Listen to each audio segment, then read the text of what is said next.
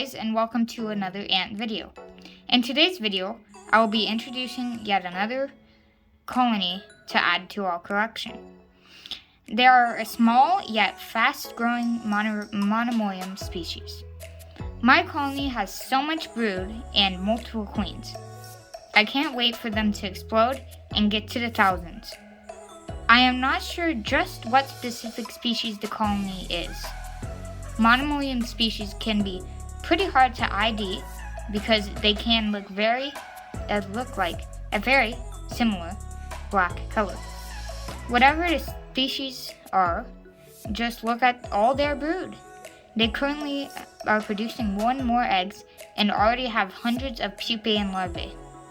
These queens are machines and pump out so many eggs. They are currently living in a simple test tube setup, which they will probably outgrow very soon.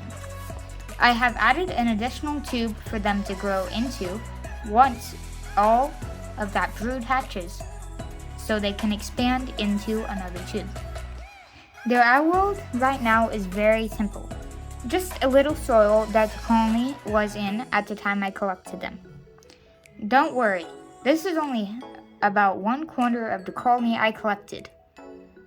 I made sure to leave some queens, brood, and workers so the original colony can live on. Yes, this colony has even more brood, more queens, and more workers. Besides, if I collected the whole colony, it may be even too big for me to care for. I'm planning on changing the outworld in the future, but the soil is suitable for the ants' needs, so don't worry about it. I only feed them around once every 5 days or so, but when I do feed them, they love the insects I give them. Once all the brood hatches, my feeding schedule will definitely change.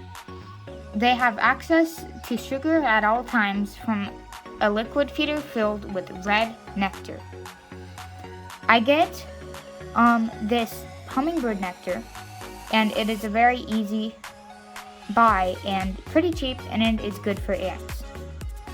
It is called Perky Pet Hummingbird Nectar, and a lot of people use it.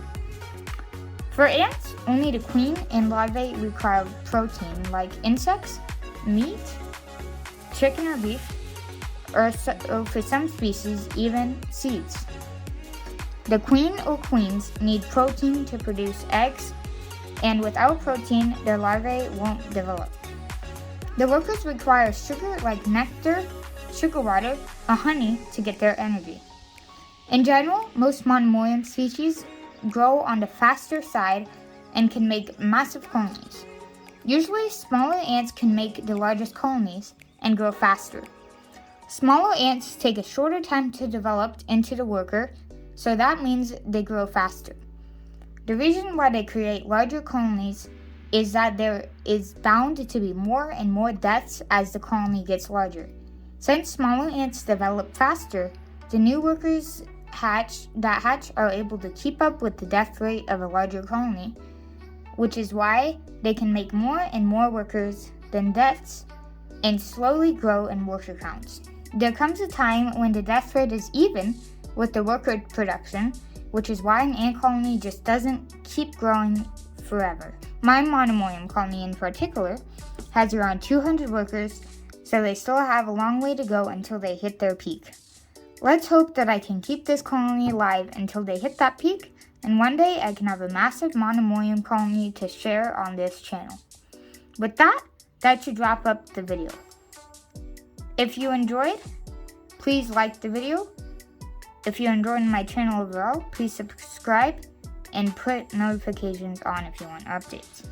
I'm sorry this was kind of a short video, but my next video will most likely be part 2 of my 50 subscriber special, and I will try to upload a bit more because I have been on a bit of a break, and this is my first video in quite a while.